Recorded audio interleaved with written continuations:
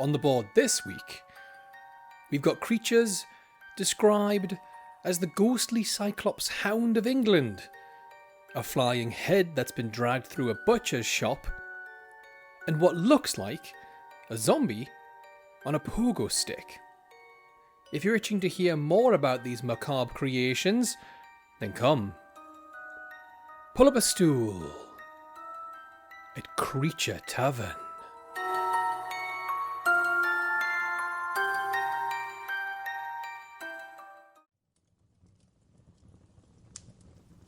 Grab a bucket and a rag as we wipe off the grime from reality's filthy pits to shine light on the world's forgotten tales of Black Shuck from English folklore. Black Shuck, also named Old Shuck, Old Shock, Old Scarf, Old Rugman, Old Shep, the Hateful Thing, or simply Shuck, is a cryptid thought of by many to be a ghostly black dog, hellhound, the very portrait of death, or in some tellings, the devil himself.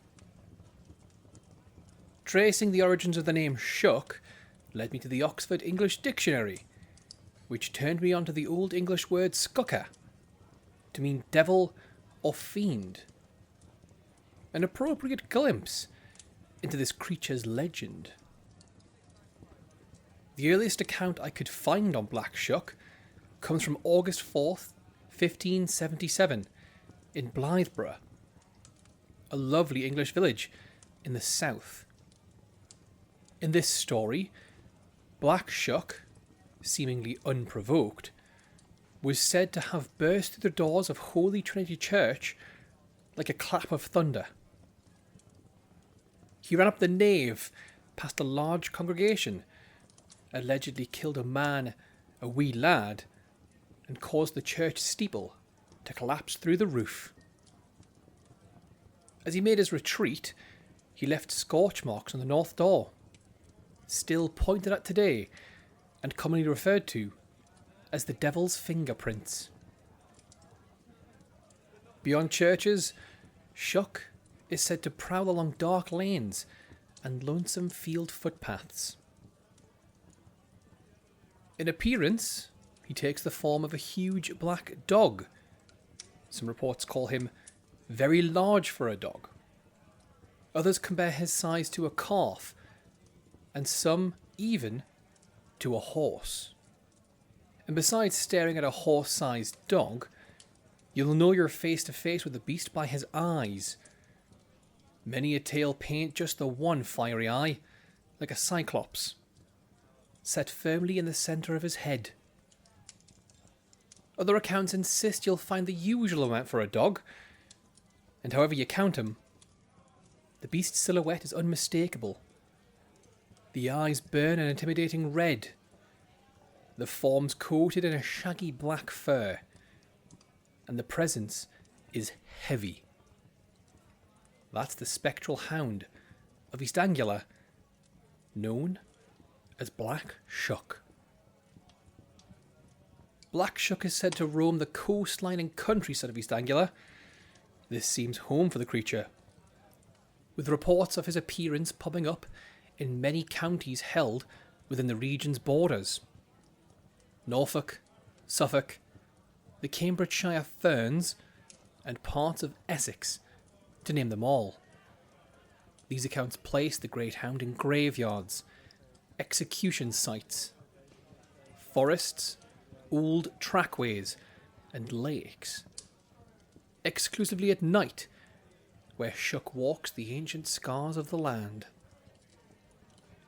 Black Shuck makes his presence known with a howl.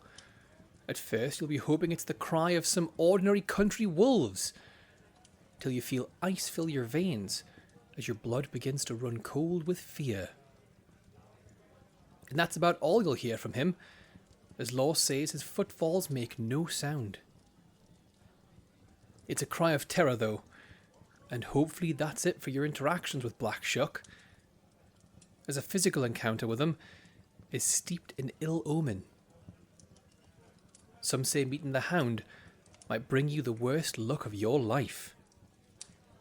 In many stories, a meeting with the monster dog cements your death date, with legends saying it'll occur before the end of the present year.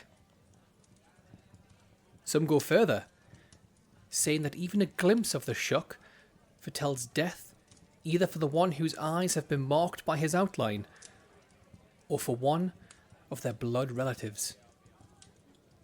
When he does appear, his movements are uncanny, faster than any normal dog, charging across the earth with amazing haste. If you've been selected for viewing privileges, many folks say Black Shuck will halt his storm, turn and fix you with a look, before vanishing with the wind. Could be he fancies you a dead man, or perhaps he's able to smell near death crouching upon you. While most accounts end with that same silent disappearance, there are stories of a more violent inclination, echoing the infamous Holy Trinity Church incident. In these, Old Shuck acts like the pure manifestation of feral, using his claws and fangs to make that death day of yours arrive quite a bit quicker. Yet not all traditions cast him as a herald of doom. One tale from Yarmouth tells of a hound that once belonged to a husband and wife. When the husband died at sea and the wife succumbed to heartbreak soon after, Shuck, now bereft, was left wandering between the two graves, guarding the coastal footpaths the couple once loved so much. In further tellings, he's painted as relatively benign, even warm, said to accompany women on their way home in the role of protector rather than predator. So if you've got a trip to East Anglia planned, pay close attention to how you can prevent a negative encounter with this devil in a dog. If you're able, avoid old trackways, churchyards and forests at midnight, as that's when you're most likely to run into Shuck. Also, it doesn't hurt to travel with company. If you do find you've got a great big demon dog stalking you, well, 4 fists are better than 2. And if you hear his howl, just shut your eyes. Law says, if you never lay eyes on him, your death will not be foretold.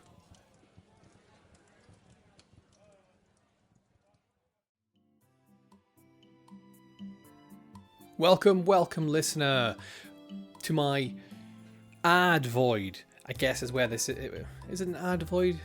I guess it's an ad void. It's the closest thing I've got. Thanks for listening to episode 28 of Creature Tavern. Still making these, and I can see that you're still listening. Thank you. I appreciate every single one of you. It's a lot of work goes into these, although, I'm sure that's questioned. But it's great to see that they're getting an audience. It's fantastic to see. I do really appreciate it. As always, if you post about the show using the hashtag, say it with me, Creature Tavern, on X or Blue Sky, there's a chance that your name could appear on this very show. This one right here. Well, not this one, but a future one. You could end up the unseen servants of the tavern, in which case, you wouldn't really feature because you can't really be seen, but I'll hint at it. I'll strongly hint at it. Or perhaps you'll be the chef. Did I use that one last time? Apparently, I really want someone to be the chef. Please tweet hashtag Creature Tavern. I want to be your chef. There can only be one. It's Highlander rules, unfortunately, but it's got to start somewhere, and it could be with you. Regardless of how you're used in this spindly tale, okay, you'll be able to add an extra line to your CV or your resume, for you American listeners, I believe it's resume, saying that, yes, there's a 3-year gap there, but on episode of Creature Tavern, I featured as quite the amazing chef. And to make sure all past, present, and future employers know of the show and therefore your vital role in it, give us a share on social media. I'm going to try that again. Give us a share on social media. Facebook, Instagram, the rest of them. They're all viable options. And if you're a true fan, go beyond. Take out a second mortgage. Get that billboard. I know you're thinking about it. This is that little push. Go on. Go ahead and do it. Or maybe go to a McDonald's drive-thru and don't order anything, but just scream our name through the audio bit. It truly all helps. Now, that's about enough excitement for ad number 1. I'm going to stuff the rest of this in a jar, or maybe a thermos, as I prepare it all for the next time round after the following creature. But before I nick off to my little jar cupboard, let's get you back to the tavern.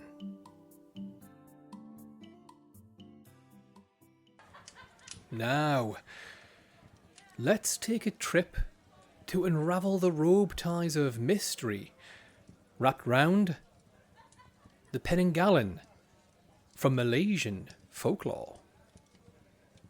The Penanggalan, or Penanggal, takes its name from the Malay verb tanggal, meaning to remove or take off.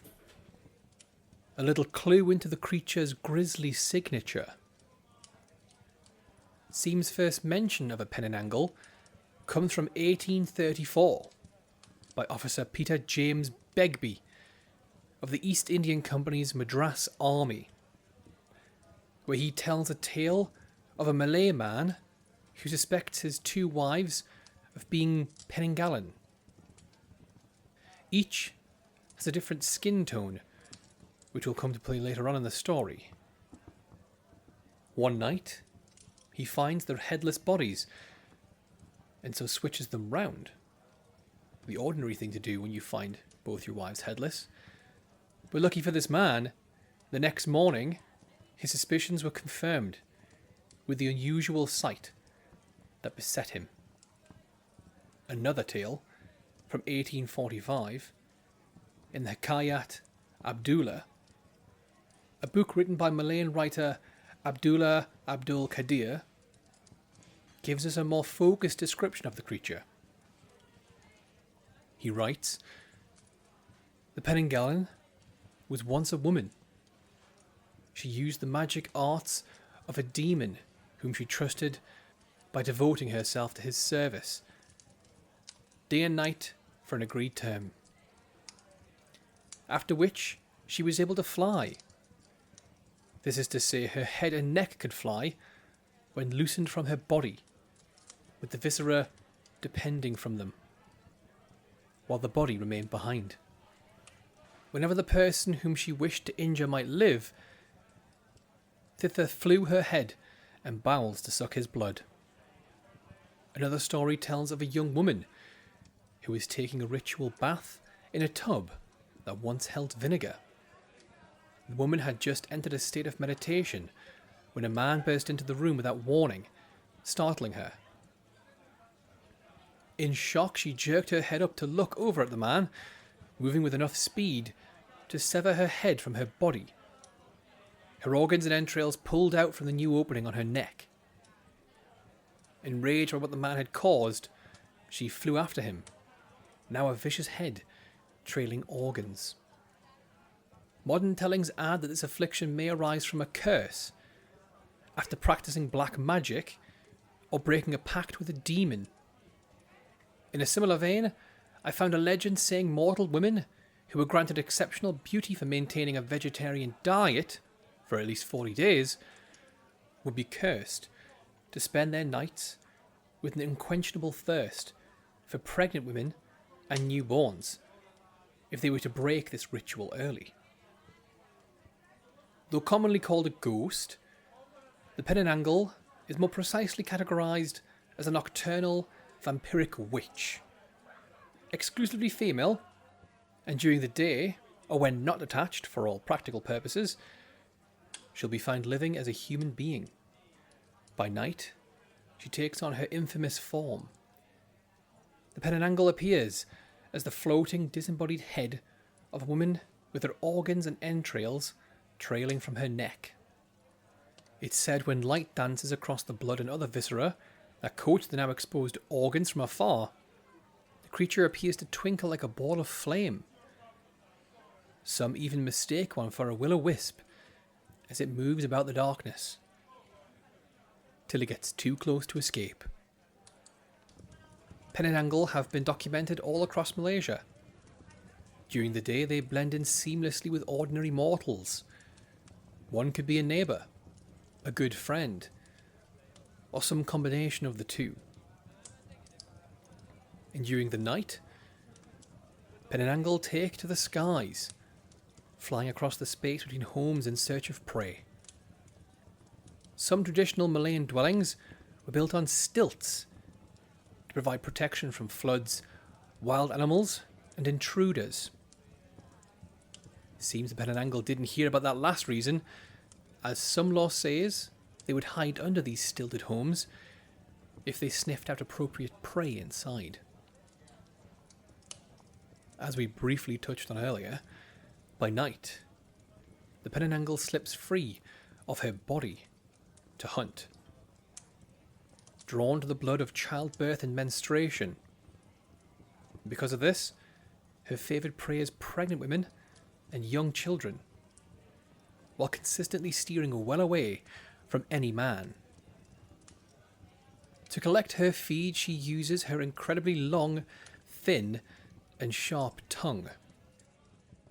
And she's capable of manipulating this tentacle-like appendage with expert precision, slipping it through the smallest of cracks in windows or under doors, as it tracks the iron scent of blood through their victim's home. Once it's made contact with flesh, its surgical design allows the bladed straw to nick the skin in such a way as to not disturb their prey. Then it slithers in to drink as much blood as it can get away with. If that story's got you scanning the floor, just know that according to some legends, the tongue may be invisible. As if losing a pint or two wasn't bad enough, it's said those fed upon contract a wasting disease. It's an almost inescapable sickness, and fatal if not treading time. Even a brush of her dripping entrails raises searing open wounds, like you've been touched by a diseased acid. Her powers are born in the most unsuspecting of liquids, simple table vinegar. To become a Penanggalan, we went over earlier how the organs separate from the body, but how do they reattach? Well, every nocturnal return demands the same ritual. The woman must soak her exposed organs in vinegar. This shrinks them, so they're able to slip back into her torso before dawn. Mind that regime betrays her, as a sharp vinegar tang can often be found lingering in the air Penanggalan pass. Law's pretty rich on ways to protect yourself against or help uncover a Penanggalan. And here's a handy list of tips I found in History's Tortured Almanac. To prevent a Penanggalan from entering your home, the most common protection is to scatter the thorny leaves of any subspecies of a local plant known as a mungkuang. It's got sharp thorny leaves, and they would either trap or injure the exposed lungs, stomach and intestines of the creature if it flies in search of prey. These thorns on the vine can also be looped around the windows of a house in order to snare the trailing organs. A variation on this includes gluing shards of glass around the windows and the tops of walls around your home. It's advised that pregnant women should also keep scissors or a nut cutter under their pillow, as some lore believes that Penanggalan are afraid of these items. Because this creature feeds on the blood of pregnant women, they often enter the midwife profession. To tell if your midwife is afflicted with the Penanggalan curse, keep an eye on their behaviour. When meeting people, they'll usually avoid eye contact, and when performing their midwife duties, they may be seen licking their lips, as if relishing the thought of feeding on your blood. You can also tell a Penanggalan from an ordinary woman by the impressive scent of vinegar. If you're looking to permanently destroy a Penanggalan, lore says that pouring pieces of broken glass or other sharp objects into the empty neck cavity will help sever the internal organs of the beast when it tries to reattach to its body. Sanctifying the body and setting it on fire also works, or if you can prevent the Penanggalan from reattaching to its body before sunrise, that'll offer up its demise just as well. A non-lethal way to get rid of a Penanggalan is to turn over the body, so that when the head reattaches back, it'll be reversed, thereby revealing to everyone her true identity. And if you've been brushed by the entrails and you've got some sores, you'll need to find a bohom. That's the name for a Malayan shaman or traditional medicine practitioner.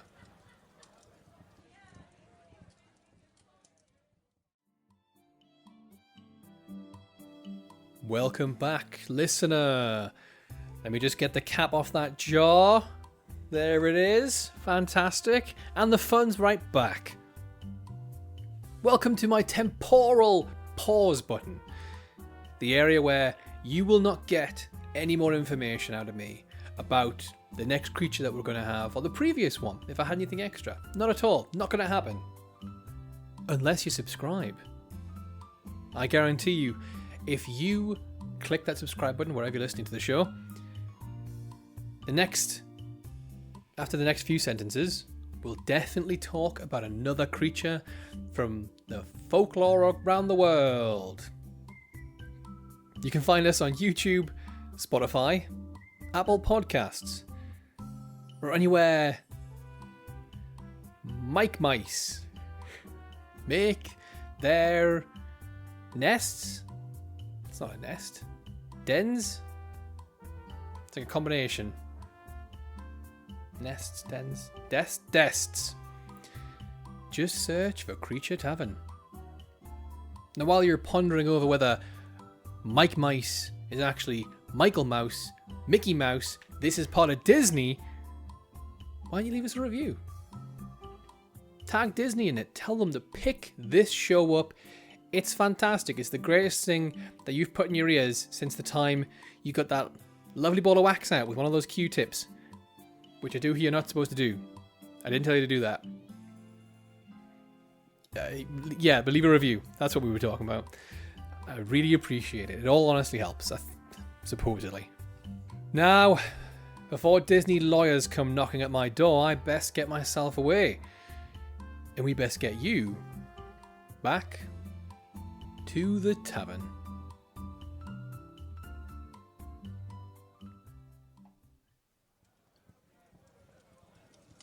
As we take this ship of knowledge out onto the sea of eldritch unknowns, we're in hunt for stories of Jiangshi from Chinese folklore.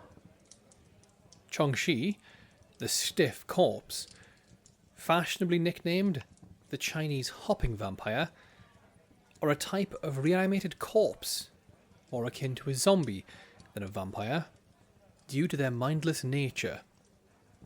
In modern portrayals, they're typically shown in the official garments of the Qing dynasty. Written accounts first appear in a collection of stories from 1798, known as the Weiwei Su Tang Biji, by Qing scholar Zhi Shaolan. Here, the reanimation process is documented in two broad ways: a person newly dead who returns to life, or a long buried body that fail to decompose. Exact explanations for their creation vary quite a bit. It's a rather grim catalogue. Let's have a flick through. Classically, a corpse may be revived by the supernatural arts or through spiritual possession. An uncoffined or unburied body left under the sun and moon is said to absorb ambient ki and rise again. In a similar vein, a corpse left out unburied after a funeral, if struck by lightning, will cause a Jiangshi. If a pregnant or black cat leaps over the coffin, that too will cause the reanimation. More ancient thoughts about the soul add another route to resurrection. Here the body is said to be governed by 3 hun and 7 po. As Yun Mao puts it, a person's hun is good, but the po is evil. The hun is intelligent, but the po is not so good. If the hun departs at death, but the po remains and assumes control, the dead body becomes a Jiangshi. Improper death, suicide, or a troublesome will can also prevent the soul from leaving, with the same resulting revival. And anyone injured by a Jiangshi is said to be inflicted with Jiangshi poison and destined to return after death as a mindless, hopping zombie. Their look ranges from a body only recently in rigor mortis to a hideously decayed corpse. Accounts describe skin turned furry and green, white, or black. Discoloration attributed to fungus or mould upon the corpse, sometimes accompanied by distended, swollen stomachs that reflect the time since death.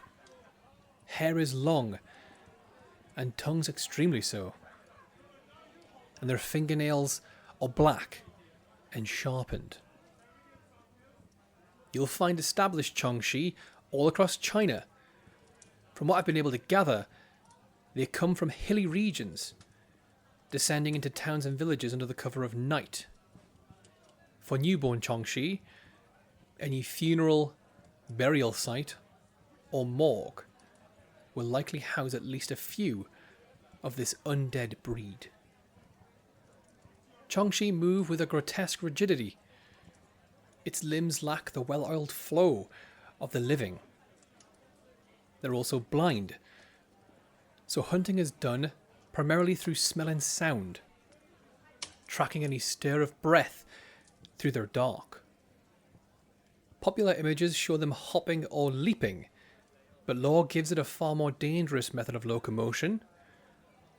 They're able to give chase at a run, and when sufficiently ancient or swollen with yang energy, they're capable of taking to the air.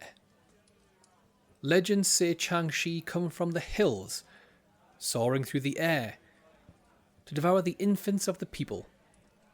So careful how you handle a pursuit.